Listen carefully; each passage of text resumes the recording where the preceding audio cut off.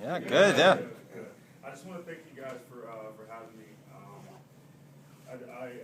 When I kind of do these speeches, I basically just tell my story and kind of tell you how I got here in Vancouver, British Columbia, from a small town, Johnstown, Pennsylvania. Has anybody ever heard of Johnstown, Pennsylvania? No. That's the normal reaction. That's the normal reaction. I'm sure as you all are Canadian, you've seen the movie Slapshot. Seen the movie Slapshot? That's my hometown. The movie Slapshot was filmed in my hometown, as well as the movie All the Right Moves. So we're known for the few things we're known for in Johnstown. There's a few things. First thing is our crime rate, which we won't talk about that. Secondly, we're known for, in Canada, the movie Slapshot and the Johnstown flood, which we won an Emmy for that. Hurricane Sandy went through the East Coast and destroyed everything. That happened to my hometown 3 times, most recently in 1977, and we're known for that. The third thing we're most popular for is our athletes. I think right now, we currently have, I want to say 5 guys from my hometown in professional football, 4 in the NFL, and obviously me in the CFL. Growing up, I always knew what I wanted to do. I knew I was going to be a professional athlete. Didn't know which sport I was going to be in, but from the age of 5 years old, I said, I'm going to be a professional athlete. I said, growing up in Johnstown, every one of my friends growing up has either been in jail or is in jail right now for their various dealings outside of what they're supposed to be doing. But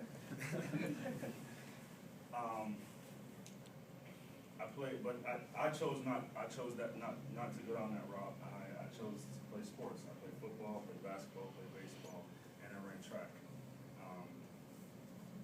Played 4 years of high school football at Johnstown High. When I left Johnstown High, I was the #1 receiver in the state of Pennsylvania. I had over 180-something catches, over 2,000 yards, 27 touchdowns. I was the man. I was, G-Roy Simon. So I had a big head. My head was big. I had a big ego. I had a huge chip on my shoulder. It was always about me. Leaving Johnstown High, I was the #1 receiver in the state. I could have went anywhere in the U.S. for college football. And if you know anything about college football in the States, that's big time because college football is what it is. I mean, 100,000 people in the stadium. But I chose. I could have went anywhere. I chose to go to University of Maryland. I was 17 years old when I left my parents' house to go to University of Maryland. I was scared to death, didn't know what to do, so I just did what came natural. I was just me.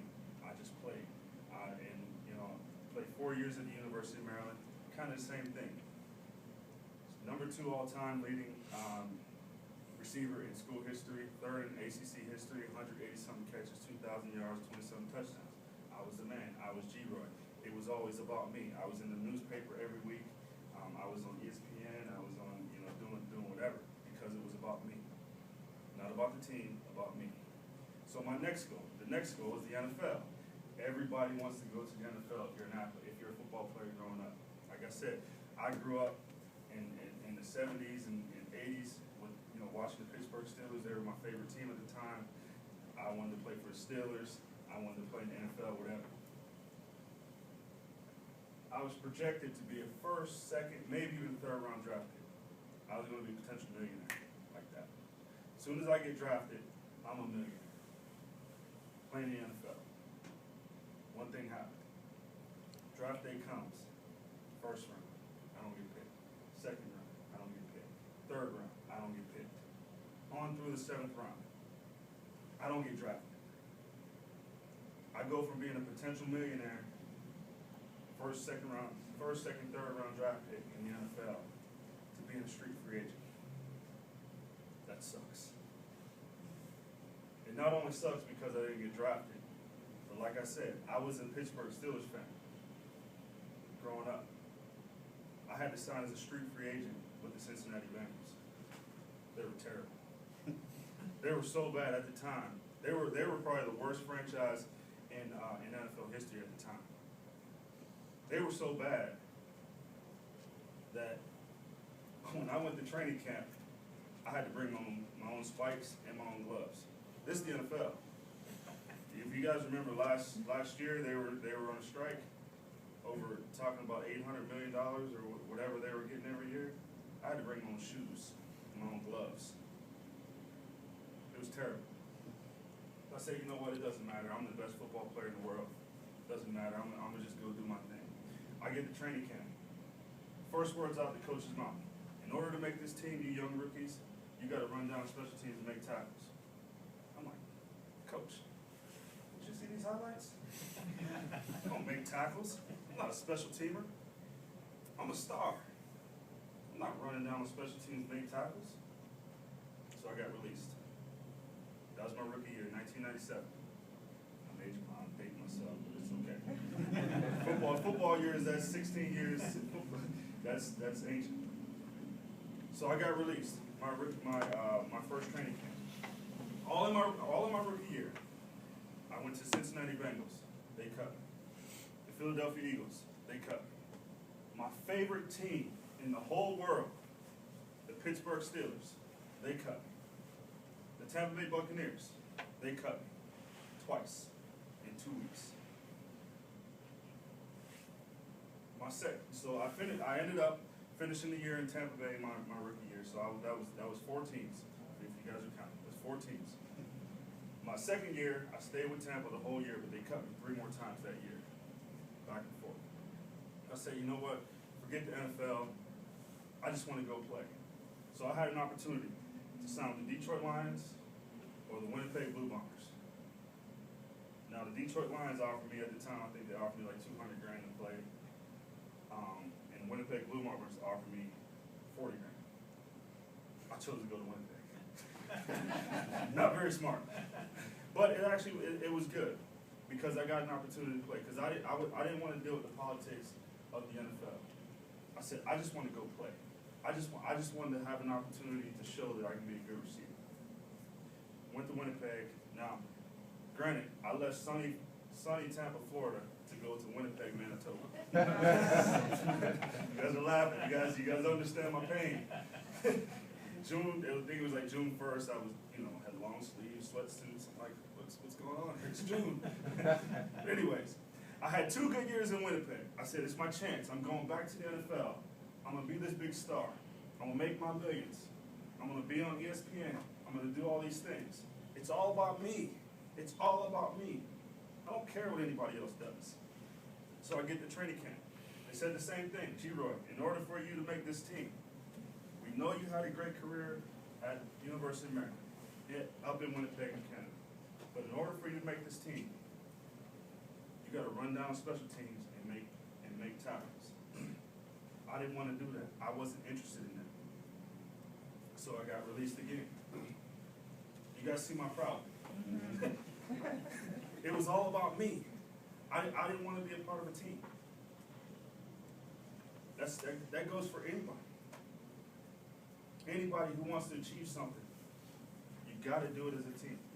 I was actually going to quit football. I was going to retire. I was done. I was going back to University of Maryland, finish my degree, and go work for Under Armour. Under Armour happens to be the company, the guy that started Under Armour played football with me at the University of Maryland. Kevin Plank played 3 years at the University of Maryland. I was their first cover boy. Anyways, I do a little modeling. But so I got released. I couldn't go back to school because it was in the middle of the semester. So I said, you know what? I'll try it one more time. I was actually in Kelowna because my girlfriend at the time, who's now my wife, she was pregnant with our son Jaden, and she was in Kelowna when I got cut from the Kansas City Chiefs, and I couldn't go back to school, and obviously I needed a job. So I signed with the BC Lions, and I said, if I change one thing, I'll probably be okay. I changed my attitude. Now I signed with the BC Lions on a Wednesday. I think it was like October 1st. We played Friday. I signed on Wednesday for $500 a week on practice squad. I was on practice squad for 1 day with the BC Lions. Because when I came to practice, I said, I don't care what the coach asked me to do. I want to do it. G-Roy, you want to run down special teams to make tackles? Sure, coach, I'll do it. G-Roy, go catch these punts. Hadn't caught punts in 5 years, ain't since college. Okay, coach, I'll do it. Go catch kickoffs. Okay. Whatever it is, you want me to run through this wall, coach? Guess what? If he asks me to run through that wall, I'm getting to the other side of that wall. I might need an ice pack, a couple Advil, but I'm gonna get there. If it's gonna help us win, I'll do it. Then something happened. Because I instead of thinking about myself, my whole mind frame changed. I started putting the team first, and then I hit momentum. You guys saw those stats up there. Guess what? Those stats aren't about me. They're about the guys I played with, the coaches I played with. I hit momentum because I put the team first. I put the organization first. And when I did that, good things started happening. I started catching more balls. 2001, I think when I first got here, I had like 100-something yards in 6 games. 2002, I had 700 yards in 18 games. 2003, I was actually going to leave and go to Calgary, play for Wally Buono. Good thing they got fired and came here. They signed me here. I had 1,600 yards, then 1,700 yards. And then in 2006, we won our first Grey Cup at 1,800 yards. And that's when I won my first Grey Cup. We sacrificed for each other. We sacrificed our individual goals for the team. That's why I get to wear this. I'll let you guys check that out and pass it around. Take a look at it, pass it around. That's sacrificing your personal goals for the team. Like I just said, all those, for the last 9 years, I've had 1,000 yards, averaging around 1,400 yards. When you talk about sacrifice, this year I've sacrificed. I think I only have 700 yards this year. But guess what? We got a chance to win another one of those. And that's what it's all about. I understand you guys are launching a new car today, right? Yep. Yes, we are. That's something to be excited about. You gotta have passion for that. You gotta have passion for that. Everybody work together as a team, and you'll accomplish your version of the Grey Cup. Your version of your white gold. Whatever it is, whether it's money, whether it's fame, it doesn't matter. Because you gotta find what your motivation is. But you won't achieve that whatever your motivation is, unless you do it together. Always put the team first, because when you work together as a team, you won't be stopped. I want to thank you guys for having me. I really appreciate it. If you guys have any questions, I'm happy to